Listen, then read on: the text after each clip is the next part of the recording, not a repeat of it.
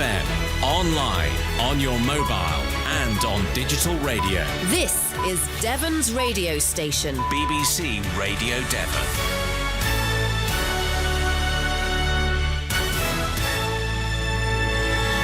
Good morning, Devon. I'm Gordon Sparks, and it's 7 o'clock on Wednesday, July the 12th. Couple of MPs on the programme this morning, all after the news at 7 with Angela Carwaits.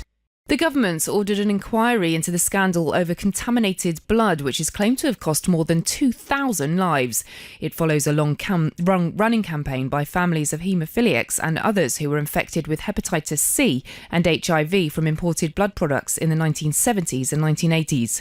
The Conservative MP for North Devon, Peter Heaton-Jones, told the Commons of the death of Bob Threakall from Barnstaple in 1991. He read out a letter from his wife, Sue. It is my firm opinion, Sue Threakall writes in conclusion, following campaigning and research since 1985, that haemophiliacs were used as guinea pigs.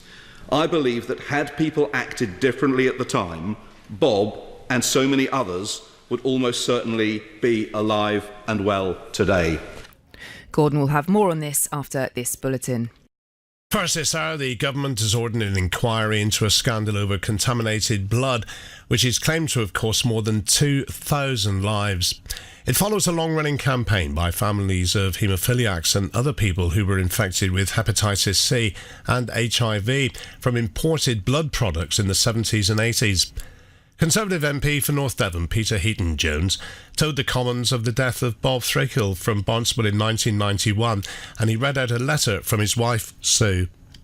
My husband, Bob, died in 1991, aged 47. Despite being a severe haemophiliac, he had lived a relatively normal life until he was given commercial blood products. Following that, his health and his life followed a deep and dark downhill path. He contracted hepatitis B, C and HIV. He died a terrible death, which I believe was wholly avoidable. He was never informed about the risks known at the time of imported factor VIII. He was never told he had hepatitis C, and indeed I only found out myself a few years ago. His HIV test result was withheld from us for many months, thus leaving me at risk. I was fortunate, but many other women were not. From autumn of 1990 until 2 days before he died, a few months later, with shadowing on his lungs and despite being at high risk of contracting pneumonia, he was left untreated. He never had the chance to see his eldest son married, nor to meet his grandchildren. He didn't see his middle son graduate from university. He didn't see his youngest son pass the 11+ and go to grammar school.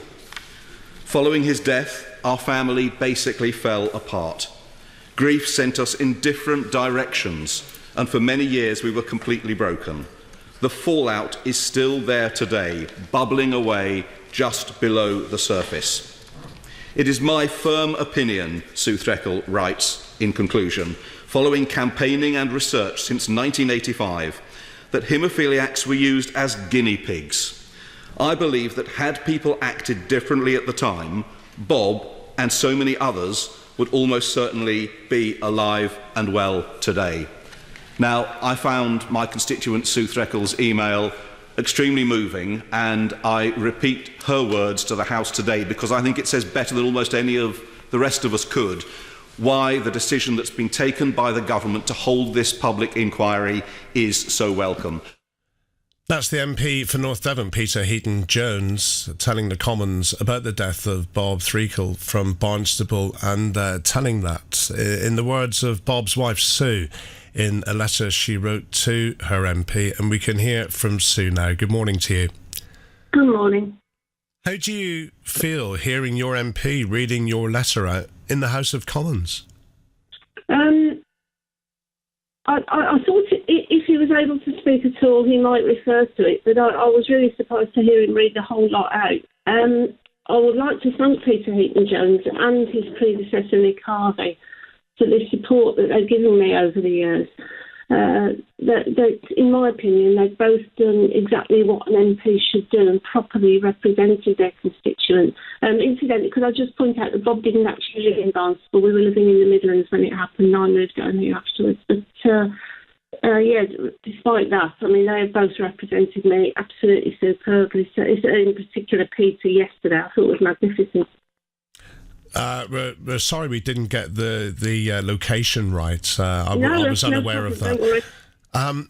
Do you think that Bob would, if he could look down on this now, and I'm sure that he is, Sue, would be feeling some sort of, I don't know what the real word is, but for this to be put out into the mainstream and for your letter to be read out in the House so everybody could hear the full circumstance and your feelings? I don't know what you think, really, because we started doing media work following a plea by the Haemophilia Society in 1985, and I've just done it ever since. And, there was obviously a gap following his death, but then picked it up again. You'd probably think I was absolutely cracker still carrying on now, but there'd be a little bit of him, I'm sure, that was quite proud that we'd all stuck with it. Yeah. Is it too little too late after so many years of campaigning that something is actually being done now, and this came to a head in the news yesterday, didn't it? Yeah, well, it certainly is for all those friends that we've lost along the way. I mean, I was trying to work out last night how many funerals I've been to, particularly in the last few years, and I honestly don't know. I can't remember. I know I've been to 3 funerals of brothers in one family within a very short time. I know our late chairman, Gareth Lewis, who himself passed away a couple of years ago, once told me that he'd been to over 80 funerals. So for those people, yeah, it is too little too late, because these are good people who suffered dreadfully through no fault of their own whatsoever, and because the government flatly refused to investigate it properly, despite the fact they knew what happened, they died with no real answers at all. And what would you like to happen now, Sue? How would you like things to progress forward? Personally, I'm absolutely adamant that in order to be successful, this inquiry, whatever form it takes, and they're clearly not sure yet, has to be completely transparent. It's got to be completely independent of the Department of Health, because they are the ones that were at the heart of all this. They and some individuals in government and associated government bodies, such as the UK Haemophilia Centre Directors Association, they cannot be allowed to be involved in the terms, in organising the terms of reference, choosing who is running it, whether it's a panel or a judicial inquiry. We need to have the power to compel witnesses. There have been other inquiries before, such as Lord Archer's inquiry, which was a completely independent, privately funded inquiry, but it had no statutory powers whatsoever. And so the Department of Health and other government departments simply didn't turn up. They just refused to give evidence. Likewise, the Penrose inquiry in Scotland, which was a statutory inquiry, had no power to compel witnesses from Westminster because of being a devolved nation. So this time I understand it's going to be a UK-wide inquiry, and we need it to get to the truth. So appreciate you coming on the radio, which I know isn't easy for you, but thank you for your time and your words this morning. That's Sue Threakall with us on BBC Radio Devon.